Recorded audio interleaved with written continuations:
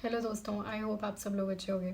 दोस्तों, आज की वीडियो उनके लिए है जो एस्ट्रोलॉजी, टैरो या अकल साइंसेस से जुड़े हुए हैं या फिर अभी कोई ना कोई उन्होंने कोर्स लिया है और अभी वो सीख रहे हैं इस साइंस को, और किन बातों का जो है ध्यान रखना चाहिए एस्ट्रोलॉजी और टैरो करते वक्त। इस वीडियो में आपको वो बातें जानने को मिलेंगी जो शायद दूसरे एस्ट्रोलॉजर और टैरो कार्ड रीडर्स जिसके बारे में इतना बात नहीं करते और जो जानना बहुत ज़रूरी है। आई होप कि ये वीडियो आपको पसंद आए।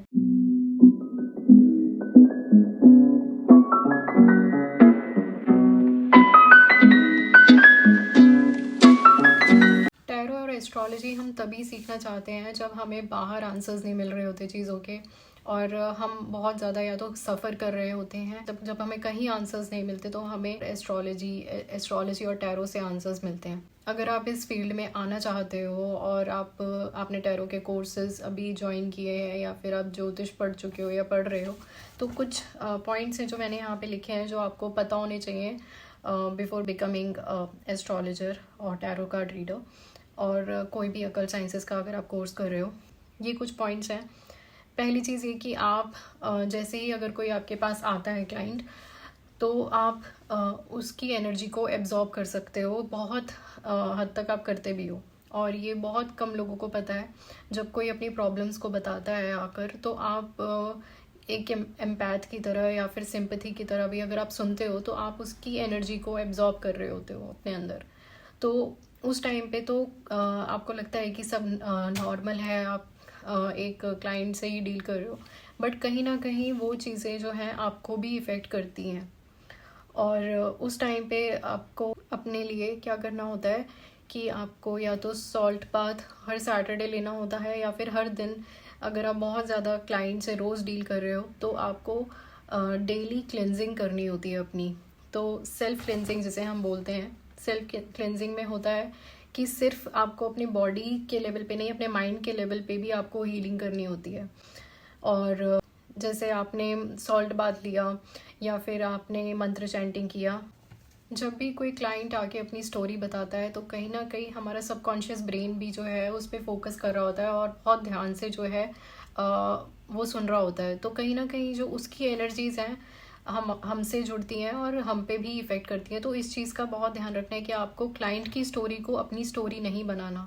आपकी स्टोरी अलग है और आपको उससे इमोशनली नहीं जुड़ना, क्योंकि उसके कर्म और आपके कर्म अलग हैं। जब भी अगर आपको लग रहा है कि आपकी लाइफ में कोई ऐसी सिचुएशन नहीं है जहां आपको ओवर थिंक करना पड़ रहा है बहुत ज़्यादा, उस टाइम पे आपको बहुत अवॉइड करना है कि आप किसी को रीडिंग दे रहे हो या फिर आप गाइडेंस दे रहे हो।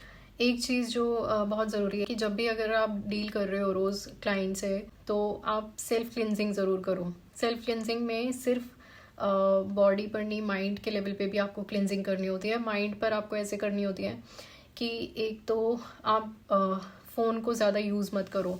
अगर आप फ़ोन यूज़ कर रहे हो जैसे 2-3 घंटे भी, तो उससे आपको कहीं ना कहीं जो है इफ़ेक्ट होता है। फ़ोन को डिटॉक्स करो। अगर कोई एक्स्ट्रा डाटा है आपके फ़ोन में तो उसको डिलीट कर दो, जो अननेसेसरी डाटा है। ये कहीं ना कहीं आपके सबकॉन्शियस ब्रेन को इफ़ेक्ट करता है। और एटलीस्ट 3 to 4 आवर्स अपने साथ आइसोलेशन में ज़रूर स्पेंड करो। इसके बिना जो है बहुत डिफ़िकल्ट हो जाएगा आपका लाइक एस्ट्रोलॉजी सीखना और टैरो सीखना।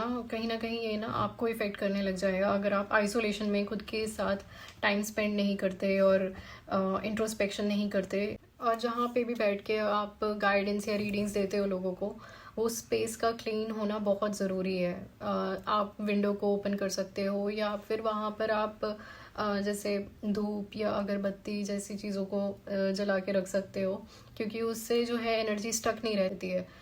तो इस चीज़ का भी ध्यान देना बहुत ज़रूरी है। जब आप शुरू में लर्न करना स्टार्ट करते हो एस्ट्रोलॉजी को, टैरो को या किसी भी सब्जेक्ट को, तो आप सबसे बड़ी गलती ये कर देते हो कि आप एक क्वेश्चन को या तो बार बार पूछते हो, या फिर आपका जो क्लाइंट है वो आके अगर बार बार पूछता है तो आपको उसी टाइम उसे मना करना है, और जो पहला जो आंसर होगा, जो पहली बार में जो कार्ड आएगा, सिर्फ उसी को ही कंसिडर करना है। अदरवाइज आंसर्स जो हैं वो आपको नहीं मिलेंगे और कन्फ्यूजन बहुत ज़्यादा बढ़ जाता है। अगर आप टैरो से एक क्वेश्चन को बार बार पूछोगे तो वो आपके मेजर इवेंट जो भी होने वाला है आपकी लाइफ में उसको इफेक्ट करेगा। तो सिर्फ एक ही बार अगर आप पूछते हो टैरो से, बहुत ही अच्छा है। जब आप एडवाइस ले रहे होते हो टैरो से तो आपको एडवाइस भी अच्छी मिलती है। लेकिन अगर आप एक क्वेश्चन को बार बार पूछोगे तो वो कहीं ना कहीं आपके मेजर इवेंट को जो है वो चेंज कर देगा, या क्लाइंट एक्शन नहीं लेगा उस चीज़ पे, तो वो चीज़ मेजर इवेंट जो है वो कहीं ना कहीं जो है वो चेंज हो जाएगा। और जो सबसे इम्पॉर्टेंट चीज़ जो ज़्यादातर एस्ट्रोलॉजर और टैरो कार्ड रीडर्स आजकल जब सीखते हैं तो वो करते हैं ये मिस्टेक, तो अपनी खुद की रीडिंग करना मतलब सबसे बड़ा डिसएडवांटेज हो सकता है आपके लिए। अगर आप इस फील्ड को बहुत सीरियसली लेते हो और आप अपनी ही रीडिंग कर रहे हो खुद की, तो ये कहीं ना कहीं आपको इफ़ेक्ट करेगा बहुत ज़्यादा।